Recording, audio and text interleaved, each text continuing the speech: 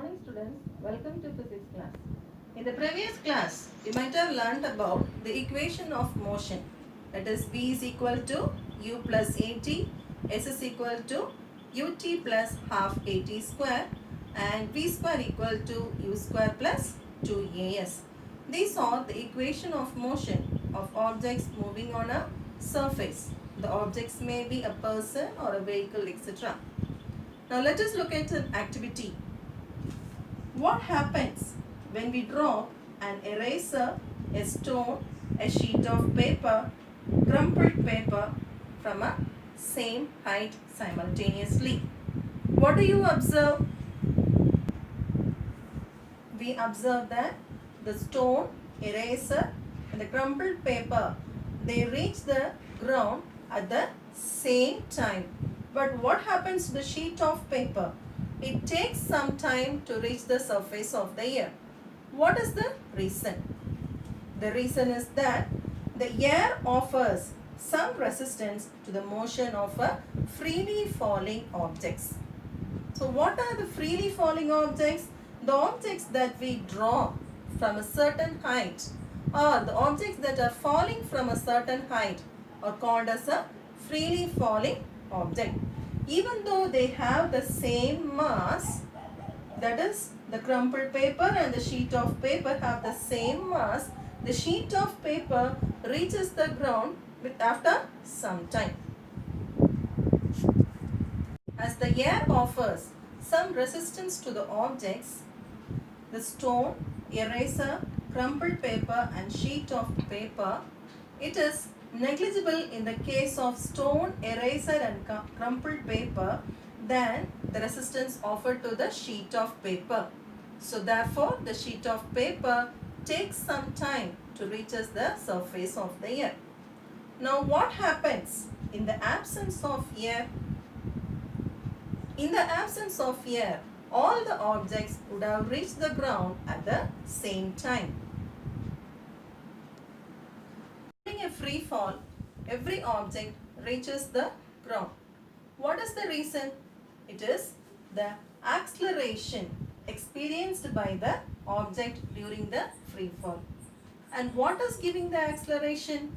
It is the acceleration that is given by the gravity. And this acceleration due to gravity is independent of mass. Now let us derive the equation of motion for a freely falling body. So in this case, the initial velocity u is equal to 0. The acceleration due to gravity is represented by the letter g. So this is the equation of motion, v is equal to u plus at. So for a freely falling body, u is equal to 0. So substituting u equal to 0, we get the equation as v is equal to gt. Here instead of a, we are substituting acceleration due to gravity g. So the second equation becomes s is equal to half gt square. So this terms becomes 0 when we substitute u equal to 0 and we replace a with g, which is acceleration due to gravity. Now the third equation becomes v square equal to 2gh.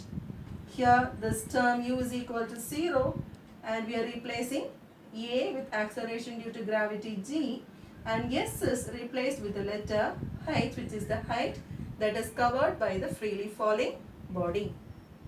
So the equations of a freely falling body is v is equal to gt, s is equal to half gt square, v square is equal to 2gh. Can a body have zero velocity and finite acceleration? Yes, when the object is thrown vertically upwards.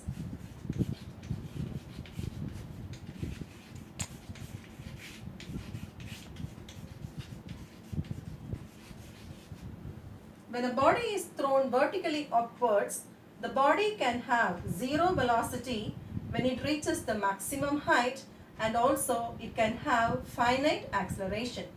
So this acceleration is against the gravity, so therefore the acceleration is termed as a negative acceleration, that is minus g.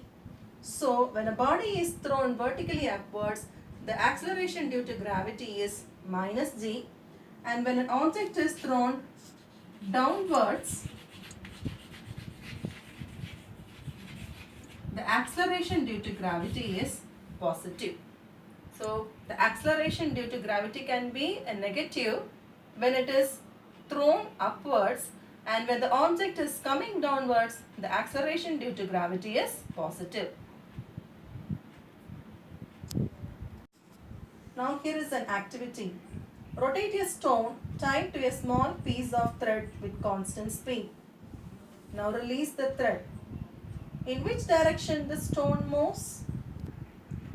As the stone is rotating at a constant speed, it creates an uniform circular path.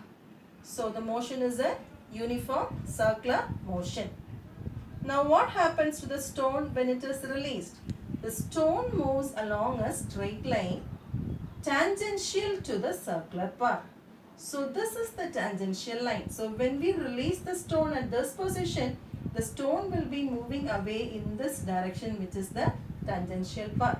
So if we are releasing the stone at this particular position, then this will be the tangential straight line. So the stone creates a uniform circular path. So whenever the direction changes at this position, here, there is an accelerated motion. So a uniform circular motion can also be called as a accelerated motion.